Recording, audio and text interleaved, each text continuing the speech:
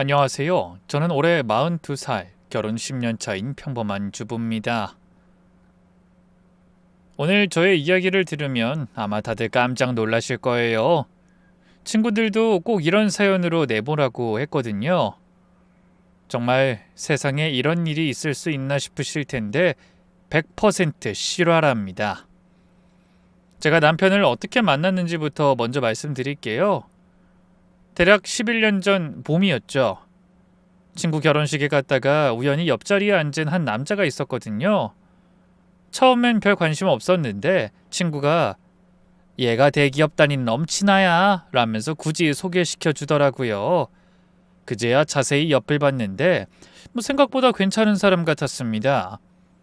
키도 크고 얼굴도 훤하고 무엇보다 성격이 온화해 보였어요. 어색한 인사를 나누면서도 환하게 미소 지어준 그 사람이 바로 지금 남편이었죠. 진지하게 만남을 시작하게 된 이후 어느 날 남편이 이렇게 말했어요. 저희 어머니가 좀 특이하신데 그래도 마음은 여린 분이에요. 그래도 결혼해서 가족이 되면 잘 지내실 거예요. 그때는 그 말이 무슨 의미인지 몰랐답니다. 이 특이하다는 게 어느 정도인지, 정말 마음 여린 분인지 전부 몰랐죠. 시어머니에 대해 이야기하자면 며칠도 부족해요. 정말 많은 일들이 있었거든요. 시어머니와의 첫 만남은 정말 잊을 수가 없습니다. 남편이랑 사귄 지 6개월쯤 됐을 때 우리 엄마가 자기를 보고 싶다고 하셔 해서 떨리는 마음으로 시댁에 갔죠. 대문 앞에서부터 긴장이 됐는데 들어가자마자 시어머니가 저를 위아래로 훑어보시더니 첫 마디가 이거였어요.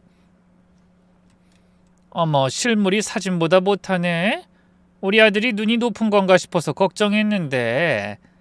황당했지만 그래도 웃으면서 안녕하세요 어머님 라고 인사했죠. 그랬더니 곧바로 또 한마디 하시더라고요. 아 맞다. 네가 사는 동네 쪽에 전세 많던데 혹시 전세는 아니지? 아니요, 저희 집은 자가예요. 어머 정말? 아빠가 뭐 하시는데? 작년에 돌아가셨어요. 아이고 그럼 엄마 혼자 사시겠네? 연금은 나와? 이거 괜히 사서 고생하는 거 아닌지 모르겠네. 첫 만남부터 이런 식이었어요. 제가 뭘 말하면 꼭 비틀어서 해석하고 은근슬쩍 무시하는 말투였죠. 그런데 더 웃긴 건 그러면서도 동네 사람들한테는 우리 며느리 될 애가 참 착해 하고 자랑하고 다니셨대요. 남들에게 며느리 욕을 하면 제 얼굴에 침 뱉기라는 건 아셔서 그런 걸까요? 아들까지 욕 보이는 건 싫으셨던 것 같고요. 항상 그런 식이에요. 남들 앞에선 고상한 척, 좋은 시모인 척하면서 뒤에서 저에겐 할 말 안 할 말 구분 못하고요. 결혼 준비 과정도 정말 힘들었답니다. 예물 고르러 갔을 때도 요즘 애들은 다 2캐럿 하던데 1캐럿이면 좀 작지 않아? 투덜거리시고 예단 준비할 때도 시대가 어느 때인데 말이야. 우리 집안은 원래 비단만 쓰는데 이런 싸구려 천으로 하면 어떡해? 라고 하시더군요. 결혼식 날도 잊을 수 없습니다. 시어머니가 하객들 앞에서 큰 소리로 며느리가 착하긴 한데 좀 곰같이 답답하거든. 우리 아들이 똑똑하니 잘 이끌어주겠지 라고 하셔서 친정엄마가 얼마나 속상해 하셨는지 몰라요. 제가 엄마한테 괜찮아 원래 그런 분이야 했더니 엄마가 한숨을 쉬시며 앞으로 고생 좀 하겠구나 라고 걱정하셨죠. 게다가 신혼집도 말이죠. 저희는 전세로 시작하려고 했는데 시어머니가 우리 아들이 전세로 시작하는 게 말이 돼? 아가 넌 모아둔 돈 없어? 부족하면 친정에서 좀 보태서 매매로 해야지 하시는 거예요. 그래봤자 남편과 제 돈 차이는 고작 2천만 원 정도였거든요. 남편도 그 정도 차이는 괜찮다고 했었고요. 그때부터 이미 저와 저희 집을 무시하고 있던 것 같아요. 결혼하고 나서도 별의별 일이 다 있었어요. 첫 명절 때는 친정엄마가 장사하니까 진이 너도 음식 솜씨 좋겠네? 하시면서 새벽 4시부터 일을 시키셨고 음식을 다 하고 나면 역시 장사하는 집 며느린 다르네. 음식에 조미료 맛이나 라며 비꼬는 거예요. 임신했을 때도 장난 아니었답니다. 입덧이 심해서 힘들어하면 요즘 애들은 나 약해서 탈이야. 나 때는 입덧하면서도 농사일했어. 아이 낳고 나서는 애가 엄마를 안 닮아서 다행이네. 우리 집 유전자가 강한가 봐. 항상 이런 식이었죠. 특히 돈 문제에서는 정말 이중적이었어요. 시어머니 생신이나 명절 때 선물을 드리면 요즘 경제도 어려운데 뭘 이런 걸 사와 하시면서 속으로는 얼마짜리인지 다 체크하고 다음날 동서들한테 전화해서 누가 뭘 얼마짜리 사왔는지 품평회를 하시더라고요. 겉과 속이 완전히 다른 거죠. 남편은요? 정말 답답한 사람입니다. 시어머니가 뭔 소리를 해도 엄마가 말을 좀 그렇게 하셔도 악의는 없어. 그냥 넘어가자. 네가 참으면 다 잘 될 거야. 이런 말만 반복해요. 기계처럼. 한 번은 제가 정말 화가 나서 당신은 누구 편이야? 라고 했더니 난 중립이야 라고 하더라고요. 중립? 아내가 시어머니한테 무시당하는데 중립이라뇨? 중립은 피해자를 2번 죽이는 거라고요. 그래도 저는 참았어요. 아이들 아빠니까. 그래도 나름 가정적이니까. 나에겐 잘해주니까. 이런 핑계를 대면서 10년을 참고 산 거죠. 친정엄마는 제가 명절 때마다 힘들어하시는 걸 보시고 그냥 이혼해라 라고 하셨지만 전 그럴 수 없었어요. 아이들도 있고 무엇보다 그렇게 물러나면 지는 것 같아서 싫었거든요. 하지만 이번 사건은 마지막 선을 넘은 거였어요. 제가 참는 건 참는 거고 우리 가족을 건드린 건 절대 용서할 수 없었죠. 그것도 그렇게 치사하고 비열한 방법으로 말이에요. 1년 전쯤 어버이날이 지나고 일주일쯤 됐을 때였어요. 그 전주 어버이날에도 시어머니한테 이미 한 소리 들은 상태였어요. 현금 30만 원이랑 한우 세트를 드렸는데 요즘 한우 값이 이렇게 싸? 라고 하시더라고요. 비싼 걸 사가도 늘 그런 식으로 비꼬니까 할 말이 없었죠. 그냥 무시할 수밖에. 그쯤 친정엄마한테 전화가 왔어요. 딸, 오늘 저녁에 시간 되니? 가족들이랑 와서 밥 먹어. 오랜만에 장어 구워줄게. 엄마 목소리가 유난히 피곤하게 들렸어요. 엄마가 장어집을 하시는데 요즘 장사가 예전만 못하다고 하셨거든요. 코로나 이후로 손님이 확 줄었다면서요. 그래도 딸네 가족 밥 한 끼 먹이고 싶어서 부르시는 거겠죠? 엄마 힘든데 뭘 또 불러. 우리가 그냥 사 먹을게. 아니야. 요즘에 장어 많이 남어. 오늘도 그렇고. 오면 네가 좋아하는 양념장어 해줄게. 애들도 오랜만에 보고 싶고. 남편한테 연락했더니 일찍 퇴근할 수 있다고 하더라고요. 평소엔 야근한다고 늦는 사람이 친정 간다니까 바로 일찍 온다는 거 보면 그래도 우리 엄마 장어는 좋아하나 봐요. 아이들도 할머니네 장어다 하면서 좋아했어요. 큰애가 할머니 장어집 양념이 진짜 맛있어 하는데 그 순간 왠지 모르게 가슴이 뭉클했답니다. 우리 엄마가 이 작은 가게 하나로 저희 3남매를 다 키우고 공부시켰거든요. 출발 준비를 하면서 남편한테 말했어요. 여보, 오늘은 우리가 계산하자. 맨날 엄마가 공짜로 주시는데 미안해. 그래, 그러자. 카드 챙겼어.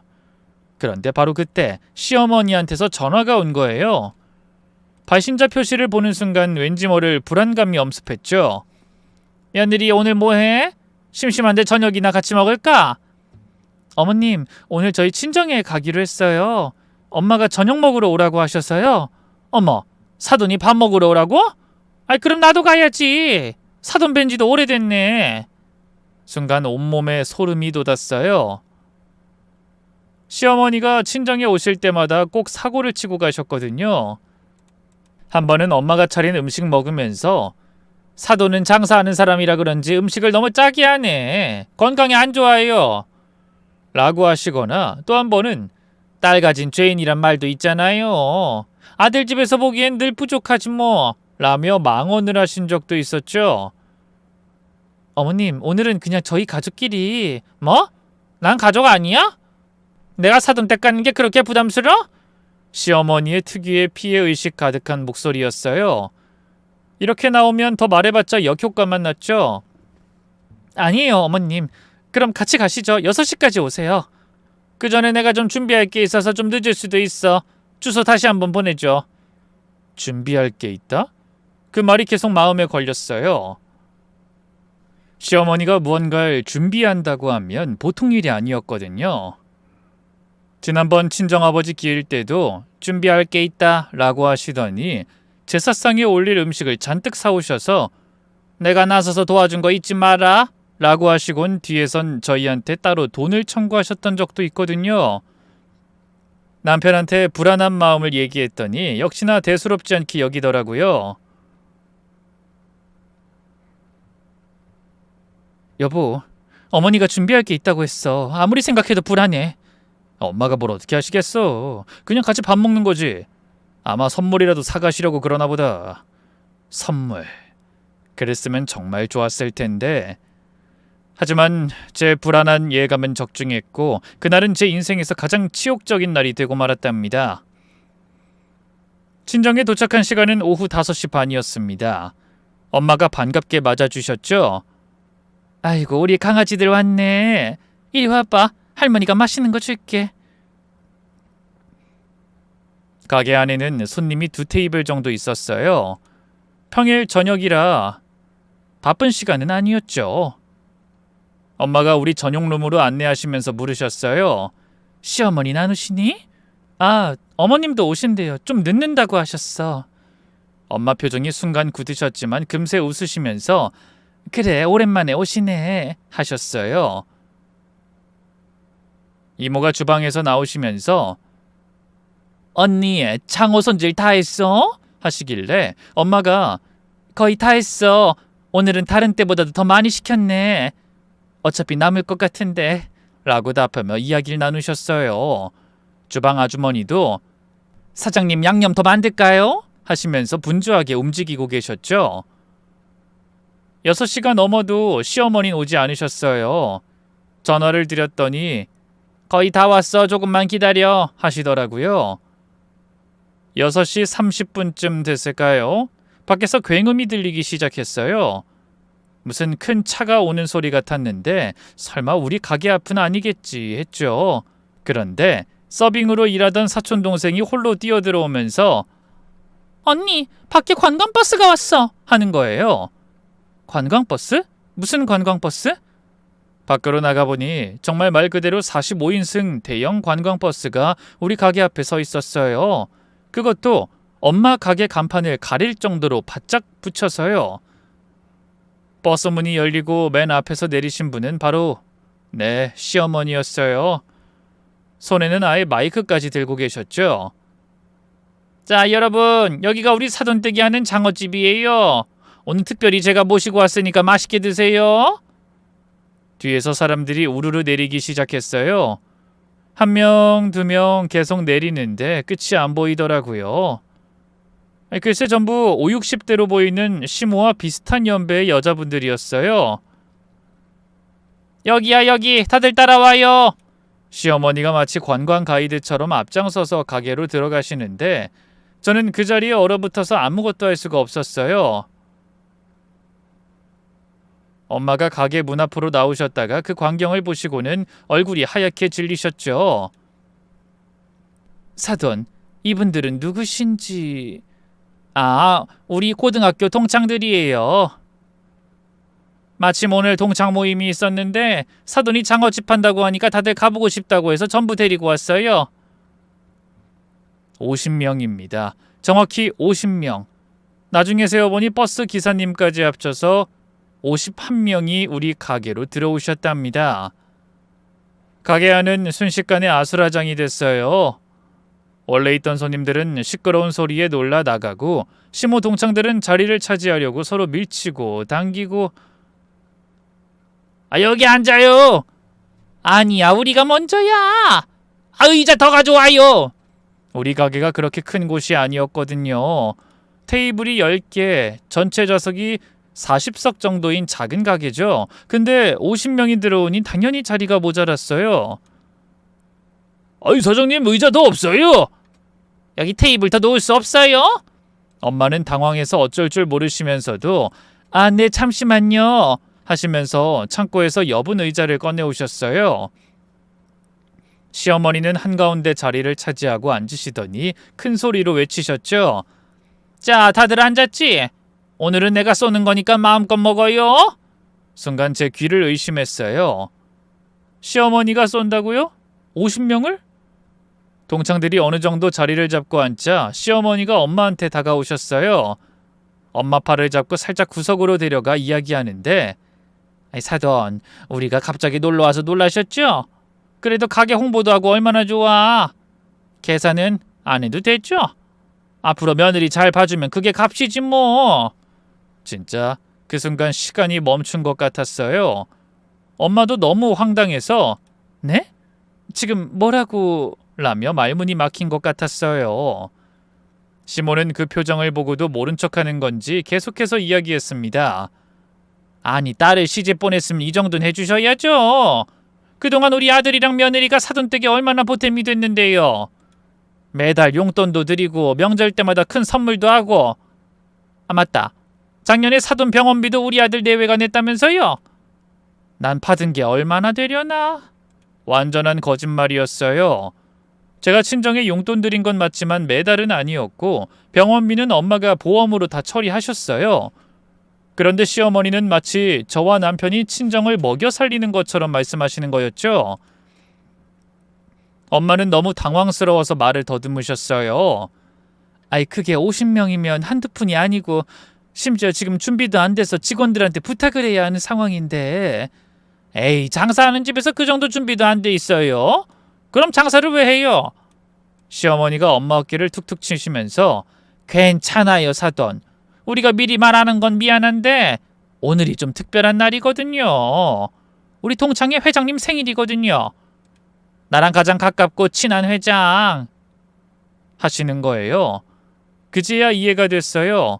이 사람들은 동창회 회장 생일이라면서 공짜로 먹을 곳을 찾다가 우리 엄마 가게를 택한 거겠죠.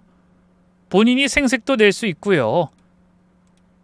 제가 도저히 참을 수가 없어서 나섰어요. 어머님, 이거 너무하신 거 아니에요? 50명이나 데려오시면서 미리 말씀도 안 하시고 심지어 엄마한테 생판 모르는 남들을 대접하라고요? 어머, 왜 그래 너? 내가 사돈한테 지금 양해 구했잖아. 그리고 가족인데 이 정도도 못 해줘? 가족이라고 해도 이건 너무하잖아요. 장어 50분이면 지금 며느리가 시어머니한테 이렇게 대드는 건 너무한 게 아니고? 사돈, 자식 교육을 이렇게 시키셨어요? 엄마가 절 말리시면서 괜찮아, 오신 분들은 일단 앉으시라고 해 하셨어요. 그때 엄마의 그 체념 섞인 목소리가 아직도 잊혀지지 않아요. 저는 어머님께 그냥 대접할 순 없다며 음식값은 꼭 지불해달라고 말씀드렸어요. 그러자 시몬은 듣는 둥 마는 둥 하며 제자리로 돌아가더군요. 메뉴판이 테이블에 놓이자마자 난리가 났습니다. 우와, 특대 장어구이가 있네. 이거 제일 비싼 거 아니야? 맞아, 오늘은 특별한 날이니까 특대로 먹자. 아이, 장어탕도 있고 장어덮밥도 있네. 다 시켜보자. 각 테이블에서 주문이 쏟아지기 시작했는데 정말 어이가 없었어요. 여기요, 특대 장어구이 5인분이요. 우리 테이블은 7인분. 아니다, 10인분으로 해요. 넉넉하게. 장어탕도 테이블당 서너 개씩 시키고 기본 반찬도 계속 더 달라고 하고. 아이, 사장님, 김치 좀 더 주세요. 쌈채소도 더 주세요. 된장찌개는 서비스 아니에요? 술 주문은 더 가관이었죠. 소주 있죠? 한 박스 가져와요. 맥주도 한 박스. 아니야, 오늘은 특별한 날이니까 양주 없어요? 양주. 엄마가 양주는 없어요 라고 하시니까 에이, 장사하면서 양주도 없어? 그럼 소주랑 맥주나 더 가져와요 하더라고요. 기가 막혀서. 주방은 전쟁터가 됐어요. 엄마, 이모, 주방 아주머니 세 분이 미친 듯이 장어를 손질하고 굽고 계셨죠. 평소 같으면 하루나 이틀 동안 팔 양을 1시간 만에 준비해야 했으니까요. 언니, 장어 더 꺼내야 해. 양념 떨어져 간다. 빨리 더 만들어. 불이 모자라. 이거 어떻게 다 구워? 저랑 사촌 동생은 홀에서 정신없이 뛰어다녔어요. 그야말로 아수라장이 따로 없었습니다. 3번 테이블 장어구이요. 7번 테이블 소주 추가요. 여기 반찬 더 주세요. 우리 둘이서 50명을 상대하려니 정말 죽을 것 같았어요. 팔은 떨어질 것 같고 다리는 후들거리고, 근데 더 화가 나는 건 그 와중에 시어머니는 한가운데 앉아 여왕님 행세를 하고 계신 거였어요. 우리 며느리 일 잘하죠? 원래 부지런해요. 그러니까 내가 동네방네 자랑하려고 데려왔지. 젊으니까 힘이 넘치지. 아이고 수고해 우리 아가. 수고하다니요? 지금 이 상황을 만든 게 누군데요? 남편은 뭐하고 있었냐고요? 시어머니 옆에 붙어 앉아 술이나 따르고 있었어요. 참나. 동창들이 아들 잘 키우셨네. 효자네 효자야. 하니까 좋아서 해벌쭉 웃고만 있더라고요. 머리채라도 잡고 싶었는데 간신히 참았죠. 웬수도 그런 웬수가 없지. 1시간쯤 지났을까요? 추가 주문은 계속 들어왔어요. 여기 장어구이 5인분 더요. 우리도 3인분 추가. 장어탕도 더 주세요. 엄마가 주방에서 나오셔서 손님들 죄송한데 장어가 거의 다 떨어졌어요 라고 하시니까 시어머니가 벌떡 일어나 어머, 장사하는 집에서 재료가 떨어지면 어떻게 해요? 빨리 더 구해와야죠 라고 하시는 거예요. 사돈 지금 시간이 8시가 넘어서. 그럼 다른 메뉴라도 주세요. 돈은 다 낼 테니까. 돈은 다 낸다니 웃기지도 않았죠. 8시 반이 넘어서야 폭식과 폭음이 끝나기 시작했어요. 테이블마다 빈 접시와 술병이 산더미처럼 쌓여 있었죠. 배부르다. 역시 장어가 몸보신할 때 최고라니까. 또 오고 싶은데 지인 할인 돼요. 동창들이 하나둘씩 일어나기 시작했어요. 그때 시어머니도 함께 일어나시더니 아이고 화장실 좀 다녀올게요. 나이 들으니 방광이 말을 안 듣네. 그렇게 화장실로 가셨어요. 그때까지만 해도 저는 순진하게 정말 화장실에 가신 줄 알았습니다. 근데 5분이 지나도 안 오시는 거예요. 그 사이 동창들이 우르르 일어나면서 우리 먼저 나가서 버스에서 기다릴게요. 오늘 미정이 덕분에 잘 먹었네. 다음에 기회 되면 또 오자고. 뭔가 이상하다는 느낌이 들었어요.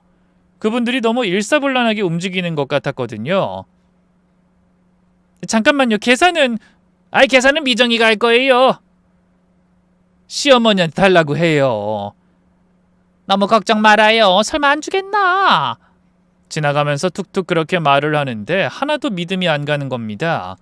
마치 나만 아니면 돼라며 다음 순서로 미루는 것처럼요. 불안한 마음에 화장실로 가봤는데 시어머니 역시 없더라고요. 혹시나 해서 밖으로 나가봤더니 네 맞아요. 이미 버스에 타고 있더라고요. 그것도 맨 뒷자리에 편안하게 앉아 창문 너머로 절 보고 계셨죠. 어머님! 제가 버스 문을 두드렸지만 기사님은 시동을 걸었고 동창들은 빨리 출발해요! 하면서 재촉했어요. 이 모든 게 지금 저희를 바보 만들려고 짜고 치는 판인지 뭔지 알 수가 없었습니다. 분명한 건 시모가 저희 집을 개무시하고 있다는 거였죠. 시어머니는 창문 너머로 손을 흔들면서 웃고 계셨어요. 마치 잘 있어, 고마워, 수고했어 라는 것처럼요. 버스는 매연을 내뿜으며 떠났고 저는 멍하니 그 자리에 서 있을 수밖에 없었습니다. 가게로 들어와서 계산을 해봤어요. 하나하나 차근차근 계산기를 두드렸죠. 특대 장어구이 48인분, 장어탕 20그릇에 기본 반찬 및 추가 주문, 그리고 소주 3박스와 맥주 2박스, 기타 음료 및 서비스, 총 합계는 512만 원. 다시 한번 계산해봤지만 숫자는 똑같았어요. 512만 원. 엄마는 의자에 주저앉으셨습니다. 눈가가 촉촉해지시더니 결국 눈물을 흘리셨죠. 딸 가진 죄인이 맞다. 내가 이 나이에 이런 수모를. 그 말씀에 저도 눈물이 터져 나왔어요. 우리 엄마가 무슨 죄가 있다고. 평생 고생하면서 자식들 키우고 작은 가게 하나 운영하는 게 죄인가요? 주방 이모도 울면서 언니 이건 말도 안 돼. 완전히 눈 뜨고 코베인 거잖아. 경찰에 신고하자. 이건 사기야. 라고 했지만 엄마는 고개를 저으셨어요. 됐어. 사돈을 경찰에 신고하면 쓰겠니? 전 계속해서 시어머니에게 전화를 걸었어요. 1번, 2번, 3번, 10번을 걸었지만 받지 않으셨죠. 카톡을 보내도 읽지도 않으셨고요. 옆에서 바보처럼 서 있는 남편한테 당신이라도 어머니한테 전화해봐 했더니 지금 어머니가 술 드셔서 그런가 봐. 내일 내가 여쭤볼게. 술 드셔서? 장난해? 버스 대절해서 50명 데려온 게 술 마시고 한 짓이야? 그래도 어머니가 그러실 분이 아닌데. 미안해. 그러실 분이 아닌데 라는 말 정말 지긋지긋했어요. 눈앞에서 벌어진 일을 보고도 현실을 부정하는 남편이 한심했죠. 결국엔 우리가 계산을 했습니다. 남편에게 한껏 눈치를 줘서 남편 카드로 500만 원을 긁었지만 결국 우리가 함께 갚아나가야 할 몫이었죠. 가게 문을 닫고 집으로 돌아가는 차 안에서 아무도 말을 하지 않았어요. 아이들도 심각한 일이란 걸 눈치채곤 조용히 있었죠. 그날 밤 엄마한테 전화를 했습니다. 엄마는 여전히 힘들어하고 계셨죠. 우리 딸 미안하다. 내가 모질게 거절을 못해서. 엄마 때문에 너희가. 엄마 왜 엄마 때문이야. 엄마가 뭘 잘못했어. 그래도 내가 장사를 그만둬야 하나 싶네. 엄마의 그 힘없는 목소리를 듣고 있으니 정말 시어머니가 죽도록 미웠어요. 어떻게 사람이 이렇게 악랄할 수가 있을까요? 집에 도착해서 아이들을 재우고 나서 저는 폭발해버렸습니다. 당신 엄마가 한 집 봤지? 이게 정상이야? 그러니까 좀 이상하긴 한데. 이상하다고? 그게 끝이야? 자그마치 512만 원이야. 애 둘 키우는 집에서 이게 말이 돼? 남편은 한숨을 쉬면서 소파에 앉았어요. 내일 어머니한테 여쭤보자. 분명 이유가 있을 거야. 이유? 무슨 이유? 공짜로 처먹으려고 계획한 거잖아. 야, 그래도 우리 엄마야. 말을 좀 곱게 해. 그 순간 정말 남편이 남처럼 느껴졌어요. 내 편은 하나도 없구나. 이 집에서 나는 혼자구나 하는 생각이 들었죠. 당신 엄마? 그럼 우리 엄마는 뭐야? 우리 엄마가 당한 건 안 보여? 그건 내일 해결하면 되잖아. 10년째 그 소리야. 맨날 내일 내일. 당신은 한 번이라도 어머니한테 제대로 말한 적 있어? 남편이 갑자기 화를 내더라고요. 적반하장도 유분수지. 그럼 뭐 어쩌라고? 내가 엄마 버리고 너만 편들길 바래? 버리라는 게 아니라 잘못은 잘못이라고 말하라는 거야. 어머니도 나이가 있으신데 체면이 있지. 체면? 50명 데리고 와서 먹튀한 사람이 무슨 체면을 따져요? 정말 이렇게 살 거야? 평생 당신 엄마 뒤치다꺼리나 하면서? 그럼 뭐 이혼이라도 하자는 거야? 순간 정적이 흘렀어요. 이혼이라는 단어가 처음 나온 건 아니었지만 이번엔 정말 진지하게 고민이 됐죠. 그래, 이혼하자. 나도 더는 못 살겠어. 남편이 놀란 표정을 지었어요. 제가 이렇게까지 말할 줄은 몰랐나 봐요. 진심으로 하는 소리야? 진짜야. 당신이랑은 더 못 살아. 10년 동안 어머니한테 당하고 당신한테 외면당하고 이제 지쳤어. 이제라도 우리 가족을 위해서 살래. 그날 밤 우리는 각방을 썼어요. 저는 밤새 울면서 이혼 서류를 검색했고 친정엄마께 죄송한 마음에 잠을 이룰 수가 없었죠. 다음 날 아침 예상대로 시어머니는 전화를 받지 않으셨어요. 문자도 읽지 않으셨고요. 그런데 이틀 후 너무나 태연하게 전화가 왔더라고요. 생각지도 못하게요. 며느리야, 잘 지내니? 그저껜 덕분에 정말 재밌었다. 순간 할 말을 잃었어요. 재밌었다고요? 어머님, 그날 계산은 저희가 했어요. 512만 원이요. 어머, 너희가 왜 계산을 해? 사돈이 낸다고 했잖아. 거짓말도 이렇게 태연하게 하시는 걸 보니 소름이 돋았어요. 어머니가 계산 안 하셨잖아요. 계산하기 싫어서 먼저 도망간 거 다 봤어요. 아이, 도망이라니 무슨 소리야? 아이, 그리고 나는 계산하겠다고 했어. 사돈이 괜찮다, 우리가 낼게라고 했다니까. 아이, 그래서 난 당연히 사돈이 계산하는 줄 알았지. 어머님, 제가 그 자리에 있었어요. 어머님이 계산 안 해도 되죠. 며느리 잘 봐주면 되죠라고 하셨잖아요. 똑똑히 들었다고요. 아이고, 그건 농담으로 한 소리야. 누가 50명분을 공짜로 먹어. 아이, 상식적으로 생각해봐라. 상식? 시어머니가 상식을 말씀하시다니요? 그럼 그 돈 언제 주실 건가요? 무슨 돈? 내가 왜 돈을 줘? 너희가 알아서 계산한 거잖아. 아니, 난 사돈이 낸 줄 알았다니까. 어머님! 아니, 얘가 왜 이렇게 큰 소리야? 기가 막히네. 아, 내가 뭘 그렇게 잘못했다고? 본격적으로 적반하장을 시작했는데 기가 차서 말이 안 나오더군요.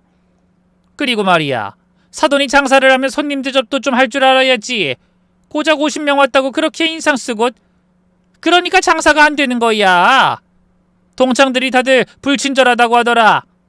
음식도 늦게 나오고. 아휴, 내가 얼마나 창피했는데.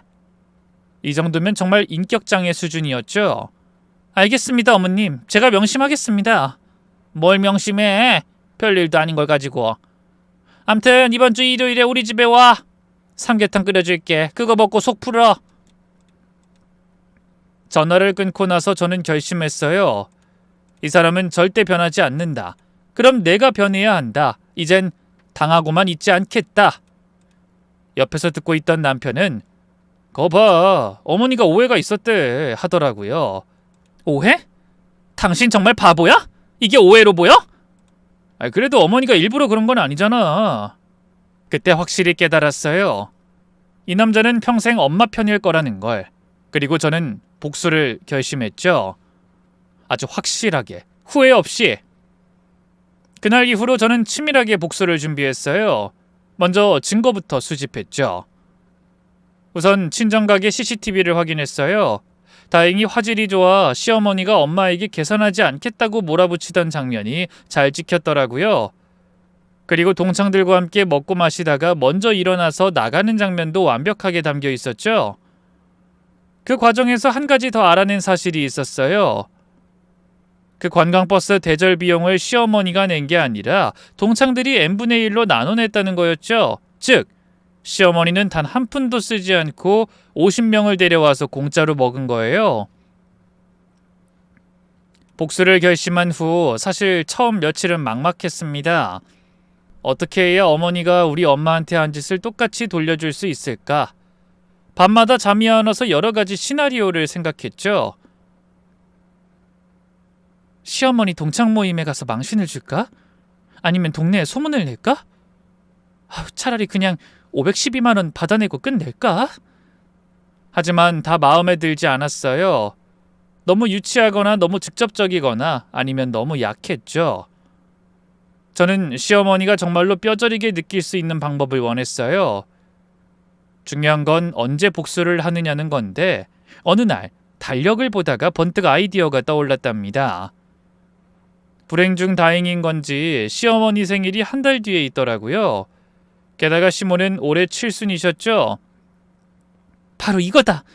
시어머니는 체면을 무엇보다 중요하게 생각하는 분이에요. 특히 친구들 앞에선 더욱 그렇죠.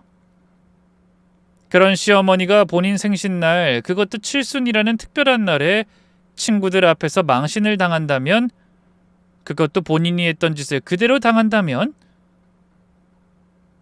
계획을 구체화하기 시작했어요. 먼저 시어머니가 좋아하실 만한 최고급 한정식 집을 물색했죠. 1인당 20만원짜리 코스 요리로 유명한 곳으로 정했고 위치도 강남 한복판이라 시어머니가 자랑하기 딱 좋은 곳이었죠. 며칠 후 저는 남편에게 말했어요. 여보, 어머님 칠순인데 우리가 크게 해드려야 하지 않을까? 그래? 근데 지난번 일도 있고 돈도 부족하잖아. 내가 알아볼게. 어머님이 그동안 우리한테 잘해주셨잖아. 그걸 내가 잊고 있던 것 같아. 이번엔 우리가 보답해야지. 남편은 의외라는 표정을 지었어요. 제가 그런 말을 할 줄 몰랐겠죠? 정말 진심으로 하는 말이야? 응. 화해의 의미로 제대로 해드리고 싶어. 사실 저는 이미 계획을 다 세워놨어요. 시어머니가 평생 잊지 못할 생일 파티를요. 곧바로 시어머니께 전화를 드렸어요. 어머님, 다음 달이 칠순이시잖아요. 제가 멋지게 생신상 차려드릴게요. 어머, 정말? 네가? 네, 어머님 친구분들도 많이 초대하세요. 제가 다 모실게요. 아이고, 그래? 우리 며느리 최고다. 어디서 할 거니? 비밀이에요. 당일에 모시러 갈게요. 특급 호텔 뷔페보다 더 좋은 곳이에요. 평소에 저를 그렇게 곰 같다고 했으니 다른 일이 있을 줄은 꿈에도 몰랐겠죠. 시어머니는 완전히 속아 넘어가셨고 그 후로 동네방네 자랑하고 다니셨다더군요. 우리 며느리가 내 칠순을 엄청 크게 해준대. 특급 호텔보다 좋은 데서 한대. 하면서요. 일주일 후 시어머니께 전화를 드렸어요. 어머님, 장소 정했어요. 강남에 있는 특급 한정식 집이에요. 어머, 강남? 비싸겠는데? 걱정 마세요. 다 제가 할게요. 어머님 친구분들 몇 분이나 오실까요? 글쎄, 한 30명 정도? 아니다, 좀 더 올 수도 있어. 40명 정도로 잡자. 40명이라. 예상했던 대로였네요. 전화를 끊고 나서 저는 바로 초대장 제작에 들어갔어요. 최고급 종이의 금박으로 시어머니 칠순 생신잔치에 초대합니다 라고 새기고 장소는 일부러 모호하게 강남 특급 한정식 집이라고만 적었죠. 그리고 가장 중요한 준비물, 바로 증거 사진을 준비해야 했어요. 친정가게 CCTV 영상을 다시 확인하고 가장 결정적인 장면을 골랐죠. 시어머니가 엄마 팔을 잡고 말하는 장면이었어요. 사진관에 가서 인화를 부탁했는데 직원이 이상한 눈으로 보긴 하더라고요. 고개를 갸웃거리면서도 A2 사이즈로 크게 인화해줬어요. 금색 액자에 넣으니 정말 그럴듯하더라고요. 계획을 세우면서 가장 신경 쓴 건 품이었어요. 저는 시어머니처럼 저급하게 굴고 싶지 않았거든요. 우아하고 점잖고 그러면서도 확실하게 복수하고 싶었죠. 남편한텐 비밀로 했어요. 어차피 말해봤자 말릴 게 뻔했으니까요. 그저 어머님 생신 준비 중이야 라고만 했죠. 잘하고 있어? 도와줄 거 있으면 말해. 괜찮아, 다 알아서 할게. 속으로는 당신이 10년 동안 못해준 일 내가 하는 거야 라고 생각했지만요. 복수의 날이 다가오고 있었어요. 시어머니가 저지른 짓을 그대로 돌려드릴 그날이요. 드디어 6월 15일 시어머니 생신 당일이 됐습니다. 아침부터 시어머니한테 불이 나게 전화가 왔죠. 우리 며느리 벌써 오늘이야. 몇 시에 출발하면 되니? 5시에 모시러 갈게요. 어머님 준비하고 계세요? 알았어. 아이고, 떨려서 잠도 못 잤잖아. 저도 떨렸어요. 이유는 달랐지만요. 시어머니는 기대감에 떨렸겠지만 저는 묘한 흥분감과 긴장감에 떨렸거든요. 오후 3시 저는 마지막 준비를 했어요. 장어집 CCTV 화면을 캡처해서 대형 액자로 만든 특별 선물을 차에 실었죠. 그리고 가장 중요한 것, 계산서 사본도 챙겼답니다. 512만 원이라고 선명하게 찍힌 그 계산서를요. 그리고 한 가지 더, 제가 10년 동안 시어머니한테 당한 일들을 정리한 편지도 준비했어요. A4 용지 3장 분량이었죠. 첫 만남부터 시작해서 그동안 받은 모욕과 무시, 그리고 마지막으로 친정 장어집 사건까지 하나하나 날짜와 함께 적었답니다. 5시 정각 시댁에 도착했어요. 시어머니는 새로 산 정장을 입고 예쁘게 차려입고 계셨네요. 봐봐, 나 어때? 새 정장 맞췄는데. 정말 젊어 보이세요, 어머님. 60세라고 해도 믿겠어요. 차를 타고 가면서도 시어머니는 계속 수다를 떠셨어요. 얼마나 들떴는지 몰라요. 그래도 네가 마음을 다잡아서 다행이다. 난 저번 일로 꽁에 있으면 어떡하지 싶었거든. 뭐 속 좁은 애가 아니니 그럴 일은 없었겠지만 네 덕분에 이번에도 친구들이 다들 부러워하더라. 며느리가 이렇게 나서서 잔치해준다니까. 아참, 황금궁전이 어떤 데길래 거기로 정했어? 연예인들도 가는 데라며? 오늘 연예인 볼 수 있을까? 아마 강남에서 유명 코스 맛집이라고 하니 대표적으로 알려진 곳을 상상했나 봐요. 뭐 친구분들도 다 그렇게 비행기를 태웠겠죠? 저는 속으로 황금궁전이라고 한 적 없는데 라고 생각하면서도 그냥 웃기만 했어요. 시어머니가 혼자 상상의 나래를 펼치시는 건 막을 이유가 없으니까요. 강남에 도착해서 시어머니가 두리번거리며 말했어요. 어? 여기가 황금궁전이야? 간판이 안 보이는데? 아, 여기서 조금만 더 가면 돼요. 주차하고 걸어갈게요. 사실 황금궁전은 반대 방향에 있었어요. 제가 데려간 곳은 전혀 다른 곳이었거든요. 제가 예약한 곳은 청담 한정식집이라는 중규모 식당이었어요. 코스지만 가성비 있는 저렴한 식당이었고 시어머니가 기대한 최고급 식당은 절대 아니었죠. 어? 여기가 황금궁전이야? 아니에요, 어머님. 여기가 오늘 장소예요. 뭐? 황금궁전이 아니었어? 저는 황금궁전이라고 한 적 없는데요. 특급 한정식집이라고만 했죠. 시어머니 표정이 살짝 굳어지더라고요. 하지만 이미 친구들한테 자랑을 다 해놓은 상태라 뭐라 말씀을 못하시고 억지로 웃으셨어요. 들어가니 이미 친구들이 많이 와 있었어요. 한 30명 정도 왔더라고요. 어머, 여기가 황금궁전이야? 아니야, 다른 데야. 그래도 괜찮은 것 같아. 민홍이가 강남 유명 코스집이면 황금궁전이라고 했는데. 아이, 그냥 먹자. 공짜잖아. 친구분들도 약간 실망한 표정이었지만 그래도 공짜로 먹으러 왔으니 불평은 못하겠죠. 식사가 시작됐어요. 음식은 나름 정갈하고 맛있었어요. 한정식 코스가 하나둘 나오면서 분위기도 점점 무르익었고요. 시어머니도 식구들과 수다 떨면서 기분이 좋아지신 것 같았어요. 우리 며느리 자랑은 해도 해도 부족하다니까. 이렇게 거한 생신상을 차려주다니. 부러워. 우리 며느리는 이런 거 생각도 안 해. 복이지 복이야. 식사가 어느 정도 진행되고 분위기가 최고조에 달했을 때 제가 일어났어요. 준비한 각본을 머릿속으로 한 번 더 되새기고 심호흡을 한 번 크게 했죠. 잠시 제가 말씀드릴 게 있어요. 오늘 시어머니 생신을 축하드리며 특별 이벤트를 준비했습니다. 다들 박수치면서 기대하는 눈빛으로 절 바라봤죠. 먼저 저희 시어머니 박미정 여사님의 70세 생신을 진심으로 축하드립니다. 그리고 잠시 뜸을 들였어요.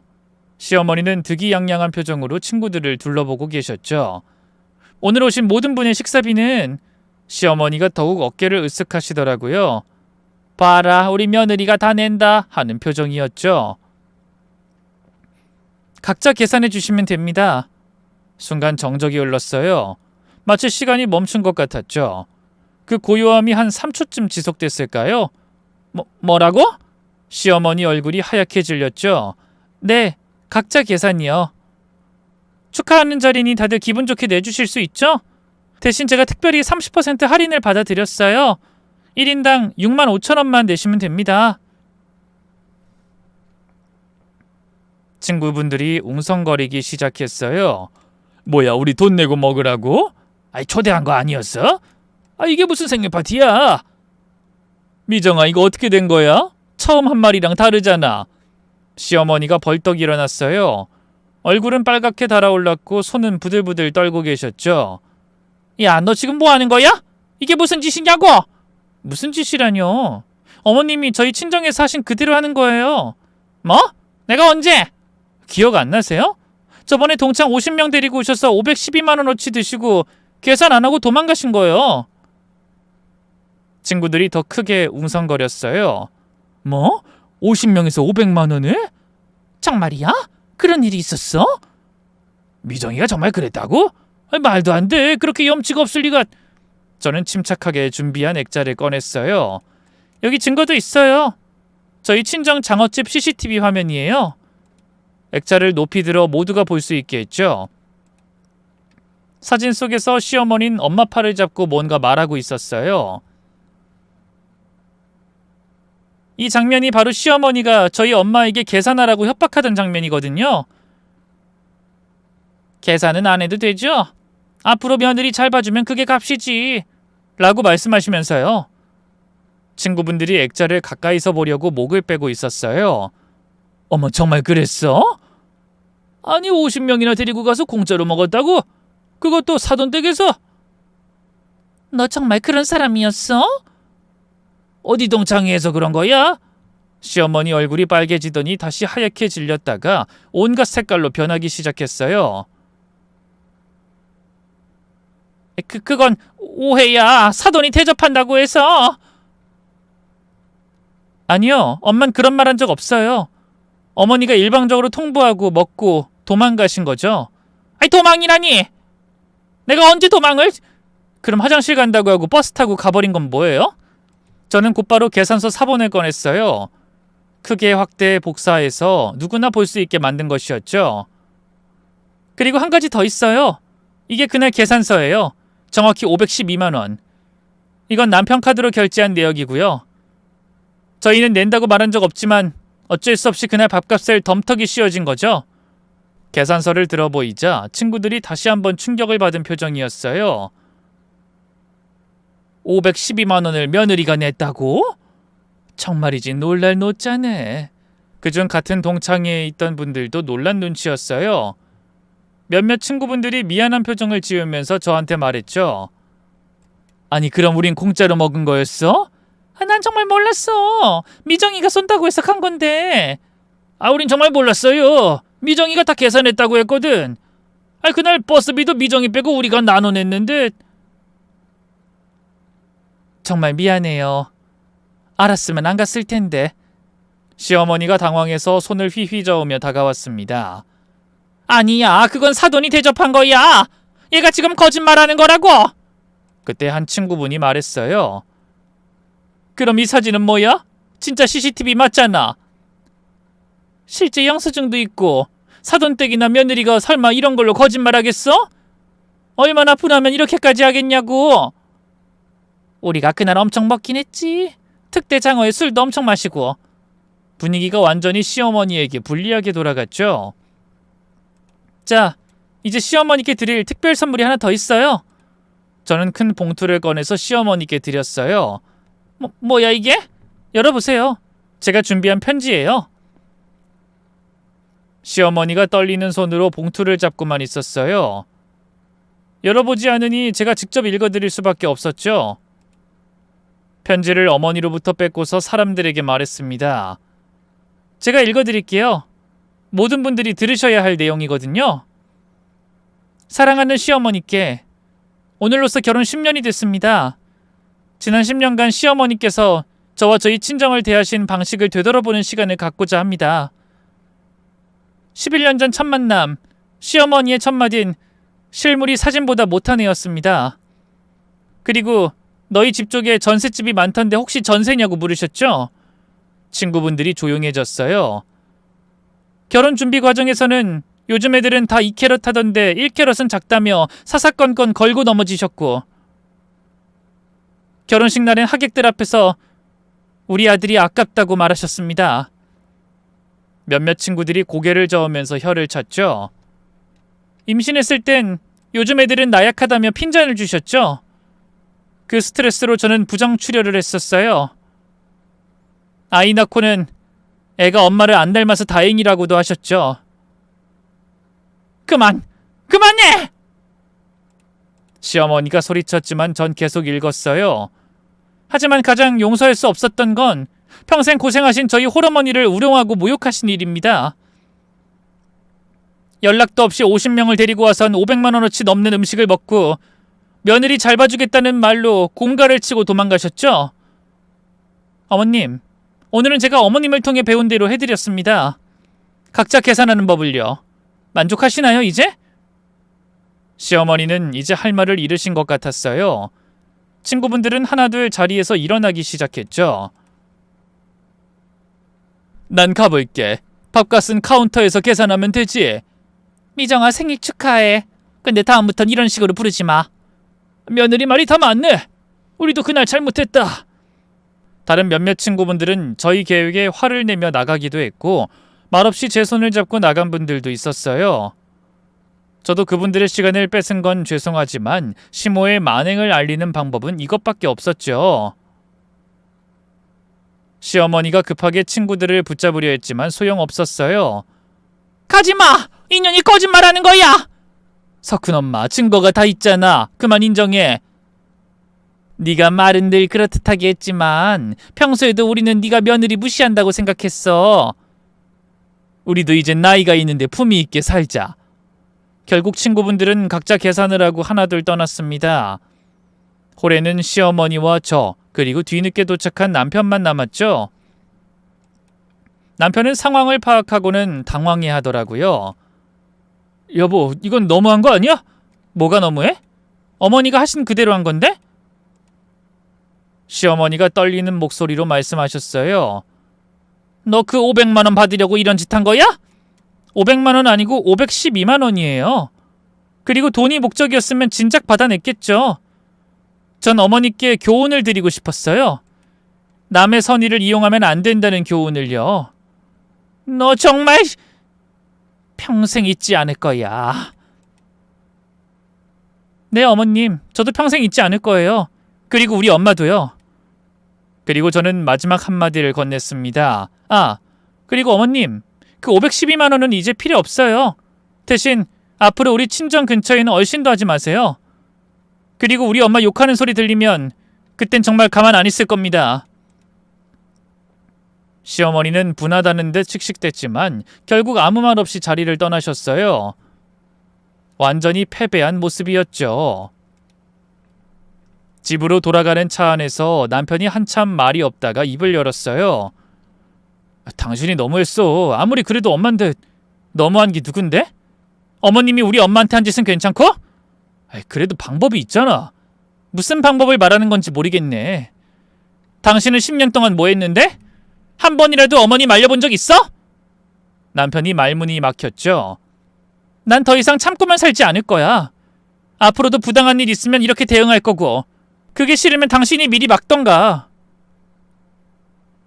알았어. 내가 잘못했어. 앞으로는 내가 중간에서 잘 조율할게. 약속할 수 있어? 응. 네 말 들으니까 정신이 번쩍 들긴 한데 오늘 보니까 엄마가 정말 심했구나 싶어. 내가 너무 모른 척했어. 미안해. 그날 밤 시어머니한테 전화가 왔어요. 남편이 받더니 한참을 듣기만 하더라고요. 네, 엄마. 네, 아니에요. 엄마가 먼저 잘못한 거잖아요. 네, 알겠어요. 전화를 끊고 남편이 저에게 말했어요. 엄마가 미안하대. 앞으로 조심하겠다고. 정말? 응. 그리고 장어집 돈 줄 테니 받으래. 이제 와서 무슨... 됐어. 그냥 앞으로 조심하시라고 해. 사실 돈이 중요한 게 아니었죠. 시어머니가 잘못을 인정하고 사과했다는 것, 그것만으로도 충분했어요. 물론 진심 어린 사과인진 모르겠지만요. 그날 저녁 친정엄마께 전화드렸어요. 엄마, 나야. 있잖아. 나 오늘 시어머니한테 복수했어. 뭐? 무슨 복수? 무슨 일 있었어? 자초지종을 다 말씀드렸더니 엄마가 한참을 웃으셨어요. 아이고, 우리 딸이 그런 용기가 있었구나. 대견하다. 엄마가 속상해하는 거 보고 가만히 있을 수 없었어. 그래도 시어머니인데 나중에 불편하지 않겠니? 이미 10년을 불편하게 살았는데 뭘 더 불편해요. 이제라도 제대로 선 긋는 게 맞지. 엄마가 따뜻하게 말씀하셨어요. 고생했어, 우리 딸.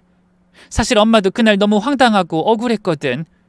평생 열심히 살았는데 그런 취급을 받으니. 하지만 널 보면서 참을 수밖에 없었거든. 네가 잘 살아야 내 지난 노력에 의미가 생기니까. 근데 네가 이렇게 해주니 속이 다 시원하네. 고맙다. 엄마, 앞으로는 그런 일 절대 없을 거야. 내가 지킬게. 전화를 끊고 나니 왠지 눈물이 났어요. 엄마의 명예를 지켜드린 것 같아서. 그동안 못난 딸이었다는 죄책감이 조금은 덜어진 것 같아서요. 며칠 후 친정에 갔더니 엄마가 활짝 웃으며 맞아주셨어요. 우리 딸 왔네. 이리 와봐. 엄마 요즘 어때? 좋지. 장사도 잘 되고. 아, 맞다. 너 시어머니가 그 후로 어떻대? 조용해요. 남편도 이제 내 편 들어주고. 다행이네. 사실 엄마가 걱정했어. 네가 힘들어할까 봐. 아니야. 오히려 지금이 훨씬 편해요. 서로 선을 지키니까. 엄마가 제 손을 잡으시며 말씀하셨어요.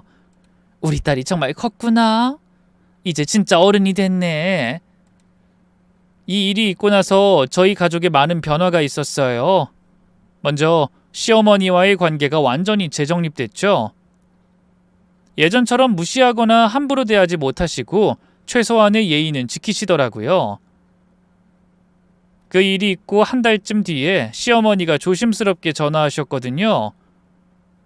며느리야, 그동안 내가 많이 미안했어. 정말로. 내가 너무 체면을 생각하고 남들한테 잘 보이고 싶어서 아나무인으로 살아왔구나. 사돈댁한테도 죄송하고 내가 너무 심했다. 처음 듣는 진심 어린 사과였어요. 어머님 이제 됐어요. 앞으로만 잘하시면 돼요. 그래, 고마워. 그리고 오는 명절 때도 너무 무리하지 마. 사 먹어도 되고. 이게 같은 사람 맞나 싶을 정도로 변하셨어요. 남편도 확실히 달라졌죠. 시어머니가 가끔 예전 버릇이 나올 때면 엄마 그런 말 하지 마세요 라고 단호하게 말하더라고요. 여보, 정말 고마워. 이제야 진짜 가족이 된 것 같아. 내가 진작 이랬어야 했는데 미안해. 친정엄마 가게도 그 후로 더 잘 됐어요. 그 사건이 입소문이 나면서 오히려 단골 손님들이 아이 사장님이 너무 선하셔서 그런 일 당했다며 더 자주 오시더라고요. 무엇보다 제가 가장 크게 변했어요. 더 이상 부당한 일을 참지 않게 됐죠. 회사에서도 일상에서도 할 말은 하는 사람이 됐어요. 이 일로 깨달은 게 있어요. 참는 게 미덕이 아니라는 것. 특히 가족이라는 이름으로 행해지는 갑질은 더더욱 참으면 안 된다는 것. 여러분도 혹시 저처럼 참고만 사시나요? 집안에서, 직장에서 혹은 다른 어떤 관계에서든 부당한 대우를 받고 계신가요? 참지 마세요.